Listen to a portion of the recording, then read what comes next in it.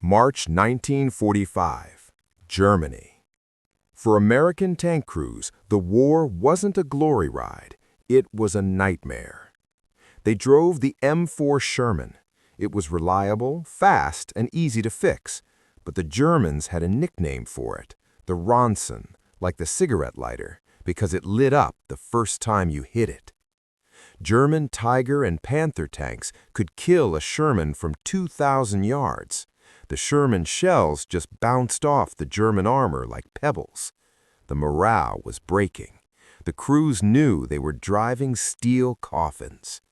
But then, a secret weapon arrived at the 3rd Armored Division Maintenance Depot.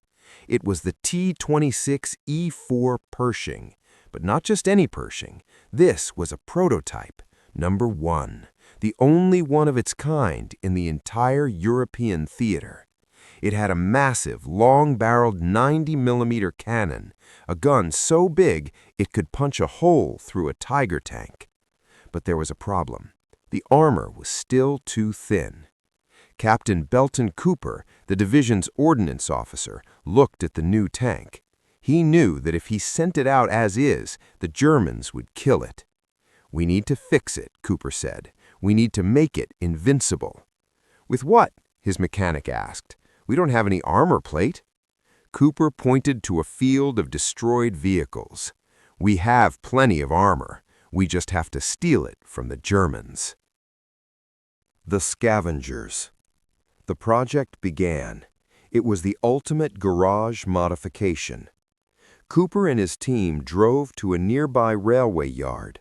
They found a destroyed German steam locomotive. They cut the boiler plates off the train. This was 38mm mild steel. Then they found a knocked-out German Panther tank. "That's the good stuff," Cooper said. Using cutting torches, they sliced the thick, hardened steel frontal armor off the dead Panther. They dragged the heavy plates back to the workshop. It was heavy, dirty work. Sparks flew, metal groaned. They weren't building a tank according to the manual. They were building a monster. The plan was to weld the German armor on top of the American armor, a double shield. But the added weight was enormous, 11,000 pounds of extra steel. The suspension groaned, the engine strained. The tank was becoming a slow, lumbering beast, a Frankenstein monster made of enemy parts. The transformation. The welding began. They attached the boiler plates to the front hull. It looked rough, welded at an angle to deflect shells. Then came the turret. They created a bat-wing design. They welded huge slabs of steel to the gun matlet, the shield around the barrel. To balance the weight of the massive gun, they had to weld huge steel coils, or springs, on top of the turret, just to keep the gun from drooping. When they were finished, the tank didn't look American. It didn't look German. It looked like something from a post-apocalyptic future. It was ugly. It was scarred with weld lines. It had ears of steel protecting the turret. The crew named it Super Pershing, but the Germans would call it something else. They would call it the Monster.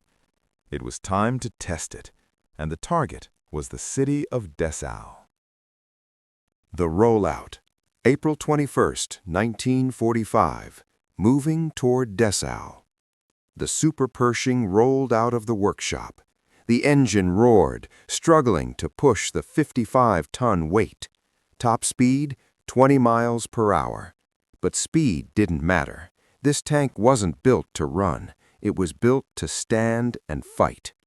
The crew was led by Staff Sergeant Joe Maduri. He sat in the commander's hatch. He felt invincible. For the first time in the war, he wasn't afraid of an 88mm shell. "Let 'em hit us," Maduri told his driver. "We'll just bounce it back." They moved toward the smoking ruins of Dessau. Intelligence reported that a German Panzer division was holding the city, and among them was the King Tiger. The stage was set for the heavyweight championship of the war. The Super Pershing entered Dessau slowly. The ground shook with every rotation of its tracks. The city was a graveyard of concrete. Smoke hung low, obscuring the rooftops where German soldiers with Panzerfausts were hiding.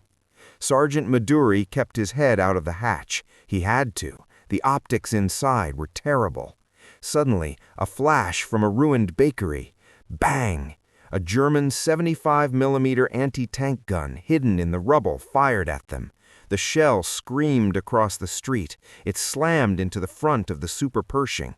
The crew braced for death. They waited for the fire, but there was no fire. The shell hit the welded boiler plate. It dug in, screeched, and bounced off. Clang! The improvised armor held. The mild steel absorbed the shock, and the hardened Panther plate underneath stopped the penetration. Maduri laughed nervously. "It works! The junk works!" The gunner swung the massive 90mm cannon. One shot vaporized the German gun nest. The Frankenstein wasn't just ugly, it was bulletproof. They pushed deeper toward the city center. The 90mm gun was unwieldy. The barrel was so long it nearly hit telephone poles when they turned the turret. Corporal Irwin, the gunner, had his hand on the controls. "I see movement," he whispered. "Right flank." 600 yards away, turning a corner near the train station, was a monster, a King Tiger, Tiger II. It was the heaviest tank Germany ever built, 70 tons. Frontal armor so thick that no standard Allied gun could penetrate it. The Tiger saw them. The German commander must have been confused. He saw a tank that looked American, but had the silhouette of a monster. The Tiger stopped. It began to rotate its 88mm gun. It was a Wild West duel, two gunfighters on a dusty street. But the Tiger made a mistake. To get a better shot, the German tank tried to climb over a pile of rubble. As it climbed, the Tiger's nose pointed up. For a split second, its underbelly, the thin armor plate on the bottom, was exposed. "Fire!" Maduri screamed. Irwin stomped on the firing pedal. Boom! The 90mm high-velocity shell left the barrel at 3,300 feet per second. It crossed the 600 yards in less than a heartbeat.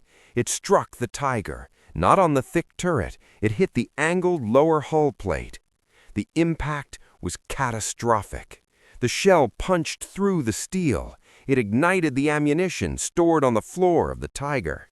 The explosion was so violent, it lifted the 70-ton German tank off the ground. The turret blew off, spinning in the air like a coin. The invincible King Tiger was gutted by one shot from the American mutant. "Target destroyed!" Irwin yelled. But the celebration was short. From the smoke of the burning Tiger, another shape emerged, a Panther tank, and it was angry. The Panther was faster than the Tiger. It fired immediately. Wham! The German shell hit the Super Pershing on the batwing, the extra armor welded to the gun mantlet. Sparks flew. The American tank rocked back on its suspension. Inside, the crew was deafened. The sound of a shell hitting armor is like being inside a bell when it rings. "Damage report!" Maduri shouted, ears ringing. "We're good! Armor held!" The mechanics welding had saved their lives. Irwin reloaded. The smell of propellant filled the turret. He aimed at the Panther. The German tank was trying to reverse, realizing its mistake. Irwin fired. The shell hit the Panther's side. It sliced through the tracks and into the engine. The Panther ground to a halt, burning. 2 shots, 2 kills. The Super Pershing sat in the middle of the street, smoke pouring from its barrel, surrounded by the burning carcasses of Germany's best armor. The Frankenstein was the king of the jungle. The Super Pershing pushed deeper into Germany. It was unstoppable by enemy fire. But it had one weakness: gravity. The 11,000 pounds of stolen German armor was too much for the suspension. The engine, designed for a lighter tank, was burning oil at an alarming rate. It sounded like a dying beast. Cruising speed dropped to 5 miles per hour. It was crawling. Finally, near the Czech border, the suspension snapped. A torsion bar broke with a sound like a gunshot. The monster settled into the mud. It couldn't move. Sergeant Maduri patted the cold steel of the hull. "She gave us everything she had," he whispered. The war was ending. The Germans were surrendering in droves. The Super Pershing had done its job.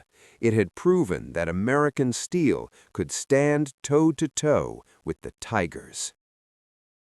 June 1945, Kassel, Germany. Victory in Europe. VE Day. The parades began. The M4 Shermans rolled through liberated cities covered in flowers. But what about the Super Pershing? It was a prototype, experimental T26E4, serial number 1. It wasn't standard issue. It didn't have spare parts. It was an anomaly. The U.S. Army is a bureaucracy. They didn't see a hero. They saw a logistical nightmare. The order came down, scrap it. The crew begged to save it. They wanted to bring it home as a monument. But the Army needed the steel. In a quiet depot in Kassel, the same welding torches that had built the monster were used to destroy it. They cut off the German boiler plates. They sliced off the batwing armor. They cut the long barrel of the 90mm gun. The only Super Pershing to ever see combat was turned into a pile of scrap metal. For decades, the tank was forgotten. Only blurry photos proved it ever existed. But its spirit lived on. The lessons learned from the Super Pershing changed American tank design forever. The Army realized that quantity wasn't enough. They needed quality.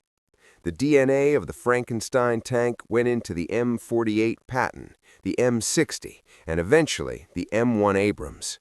Today, American tanks are the heaviest and most heavily armored in the world. They dominate the battlefield, just like the Super Pershing did in Dessau. Somewhere in a German landfill, the rust of that old warrior is still mixed with the soil. It wasn't pretty, it wasn't official, but for a few months in 1945, it was the king of the road. If you love stories of American garage engineering, hit that like button. Subscribe. We build history piece by piece. Roll out.